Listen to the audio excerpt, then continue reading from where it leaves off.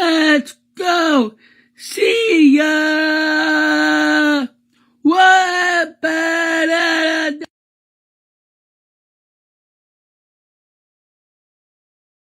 Ladies and gentlemen, boys and girls, the weekend's over, and clap it up, clap it up. It was another, per usual, great weekend. Got to watch college football all day long, and it was an unusual weekend. I'll get to that in just a second for the games at least. And also, we hit 300K on the channel. That is a huge milestone, big-time goal. We did it, and on to the next one. Like I was telling you guys in the live reaction videos, if you saw it, you know exactly what I'm talking about. It's like, all right, yeah, that's great and all, but what's next? I did want to take some time at the very beginning of this video to address that again, but we got to keep working. Anyways, moving along here, the reason I state that this weekend and week 11 in general was unusual is because we had no upsets. Sure, Oklahoma State lost and Kansas lost, but I mean some real deal top 10 upsets. There just wasn't a lot of chaos on Saturday, and that's why I say it's unusual, because for college football, you know, upsets are going to happen. There's normally a big-time headline we're talking about in the Sunday recap, but there's nothing. Most teams out here, outside of Oklahoma State and Kansas, and we'll get to that, took care of business. And that's awesome for them, don't get me wrong, but that sucks for us, because we want chaos. It's entertaining. It didn't happen, though. It didn't happen. You know what we're about to talk about. We're about to get into all of these games. I don't have a lot to say in this video, and I do expect it to be a short and simple recap.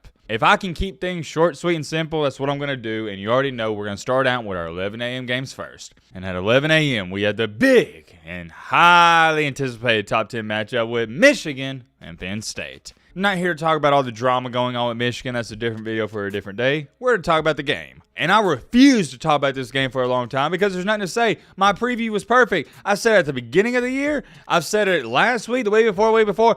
I've said it the past 5 years. Penn State is a solid team at best. They're just simply not good enough to beat Michigan or Ohio State. Therefore, they're irrelevant. Same thing held true here. This game was embarrassing due to the fact, I believe, if I'm not mistaken, Michigan ran the ball 35 straight times in this game and won. It's embarrassing. That's all there is to it. Drew Howard didn't play awful, but he didn't play good. And I don't know who you blame. Do you blame James Franklin or do you blame the offensive coordinator who, by the way, just got fired? I don't know. Let me know in the comment section, Penn State fans. Let me know. I think it's about time to start pointing the finger at James Franklin. It's great that you go 9-3, 10-2 every year, but when are you going to beat Michigan? When are you going to beat Ohio State? That is the staple of James Franklin. He can't win big games. He's just not very good in big games. He's good in the cupcakes, but not the big ones. James Franklin, more times than not, will always beat the teams he's supposed to, but he can never beat the teams he's not supposed to beat. And there's a reason you're not supposed to beat him, because you're not better than him, but come on now. You got to do it a little bit better than what he's done. It just doesn't give the fan base any hope whatsoever. And I guess the biggest beneficiary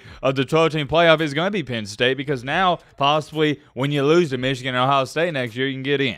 I'll put it to you like this, and we're going to get a move on. I didn't learn anything new about Michigan in this game or Penn State. It seemed like Michigan was just like, yeah, we're going to run the ball. We don't think you can beat us, and they couldn't. Another 11 a.m. game, and I was extremely pleased about this. I'll talk about this more tomorrow or the day after. Alabama just destroyed Kentucky 49-21. They jumped out on them early quick. They was up 21-0 with 5 minutes to go in the first quarter. Jalen Milroe continues to play out of his mind. 15 for 22, 230, and he had 6 total touchdowns, 3 on the ground. He's awesome, man. Not too much to say there. Don't want to praise Alabama too much because you're supposed to beat Kentucky. But, man, there's something to be said about going into an opposing team's stadium and just smacking them and taking care of business. And I will throw this in there. Kentucky's not awful. They were 6-3 heading into this game. I'm not trying to tell you they're good, but they're decent. At 11 a.m. also, Kansas did get upset by Texas Tech. I'm not too shocked by this because Tech was supposed to be a top 25 team heading into the season. They're capable of these upsets. And also, Kansas, yet again, they just have so many quarterback issues. Well, it's not really issues. It's more so injuries. Their quarterback, Bean, he got hurt. Tech won the game, and I really don't even want to label this as a huge upset because it's Kansas. They're a basketball school. Football team's decent, but ain't nothing too special. Not going to talk about Colorado too much. You know, we talk about them on a different day, and honestly, I'm just sick and tired of Colorado at this point. It's like, all right, yeah, they're done. 2:30, this game was way better than what I thought. We had the Seminoles up against Miami, and they barely sneaked this one out, 27-20. Miami had a drive there at the end. They was on about the 50, and they could have possibly tied this up and went for 2, but that didn't happen. Miami did start the young and new quarterback. Tyler Van Dyke, he was benched for Emory Williams. And Emory Williams, I'll show you his numbers right here. 8 for 23. That completion percentage is awful, but he didn't play atrocious. You see his QBR, 67.5. Not bad, not too bad at all. I wish Emory Williams would have been in there for that final drive just to see how he handled it all because Tyler Van Dyke, well, it's pretty much like the Sean Clifford experience. Sometimes maybe good and sometimes maybe not good. And that's what happened on the last drive against Florida State. I'm not going to knock Florida State too much in this game. Yeah, you only beat Miami by 7 points and they're not very good. But this is one of those games. Come on, man. It is the U versus the Cinnamon Rolls. It's always going to be highly competitive. This is a big game in the state of Florida, so just to win it regardless of Miami's record, like I said, big win. Moving along here to this game. This was the game I had on the big screen. I was watching the most and really focusing on the most. Utah versus Washington. Bryson Barnes played pretty good, man. He gave Utah a chance, but at the end of the day, Washington was just way too much. Washington's defense stepped up in the second half because in the first half, they were like that one-ply toilet paper in the middle school bathroom. It was bad. Bryson Barnes was just marching up and down the field on him, and they couldn't stop him for anything. In the second half, though, it was a different game, really for both teams, because the first half, it was fireworks left and right. In the second half, they settled down a little bit. And I'm going to bring it up. Yeah, what about that pick six? So, Utah's trailing 33-28. They throw a pick six, but the guy for Washington dropped the ball. He did a Deshaun Jackson for the Eagles. He dropped the ball before he got into a goal line. It blows my mind. It's 2023, and players are still doing that. And I always look for that. When I see a guy that's about to cross the goal line, I always pay attention to the ball because a lot of times these guys drop it before they get in there. And there's also a few times where I've seen it happen, and they don't even call it. They called it in this one because, man, it was obvious. He dropped it like the 2. It was a good game, and it went how I thought. I thought it'd be somewhat close in Washington. They'd pull away at the end, and that's what happened. They're the better team, and they won. What about this one, though?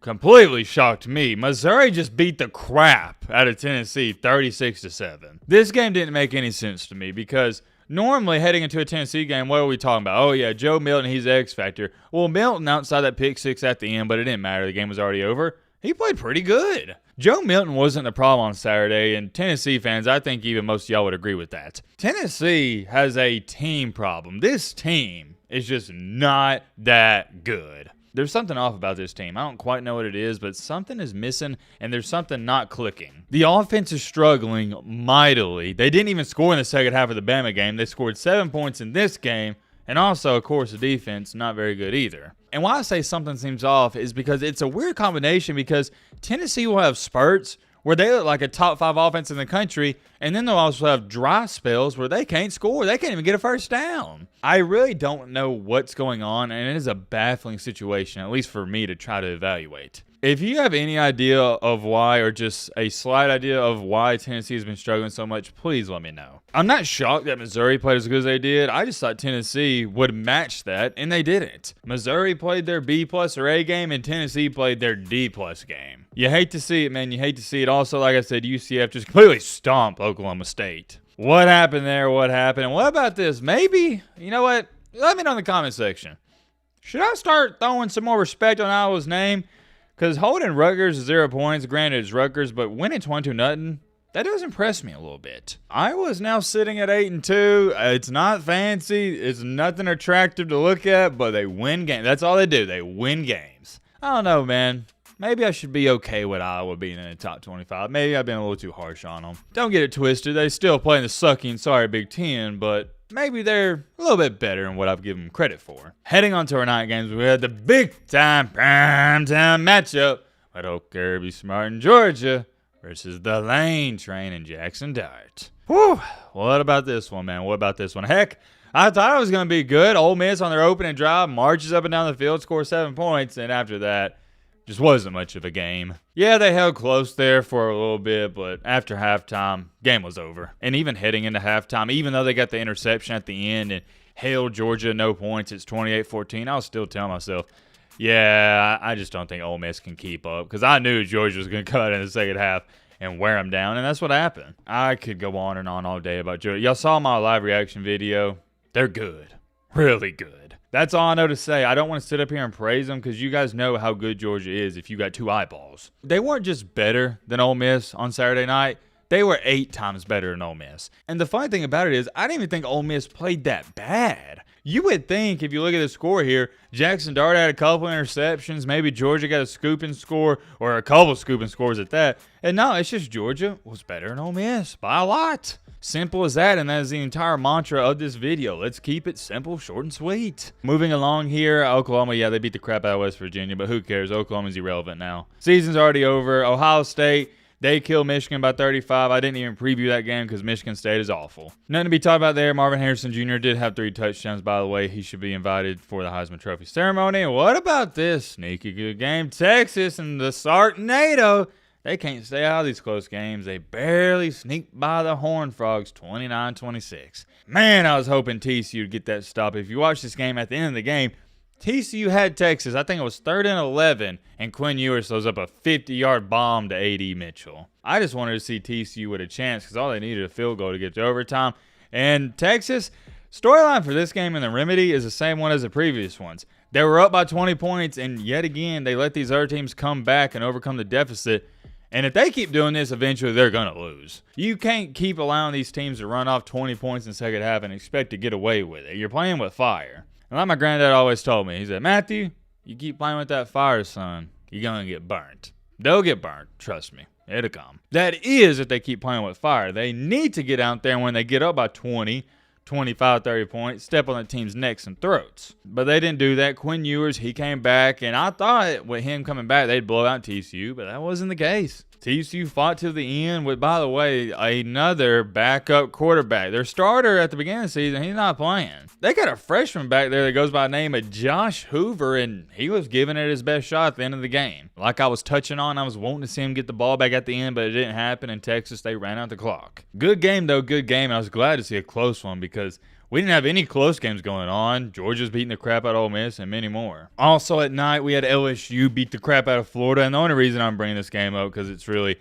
an irrelevant game for anything. Irrelevant on the national scale and even the SEC scale. It's because Jaden Daniels had over 600 yards of total offense. In my books, he is my Heisman Trophy leader right now. And behind him, I got Marvin Harrison Jr. Over 370 passing yards, 3 touchdowns, QBR of almost perfect, 98.9, and 12 carries for 234. He was averaging 20 yards a pop. That is unreal and unheard of. That was a record. I mean, I don't know how many records he broke for that performance, but I know he broke at least one. You just don't see it every day. A quarterback passing for 350 plus and rushing for 200 plus. I mean, there's running backs that never even rushed for over 150 yards in a 3-year career. And Jaden Daniels just popped off 230 like it was nothing. That was awesome. North Carolina did beat Duke in double overtime. And last but not least, say the best for last, the Pac-12 after dark game, you already know, stayed up till about 12 a.m. to finish this one. Or did it carry over a little bit?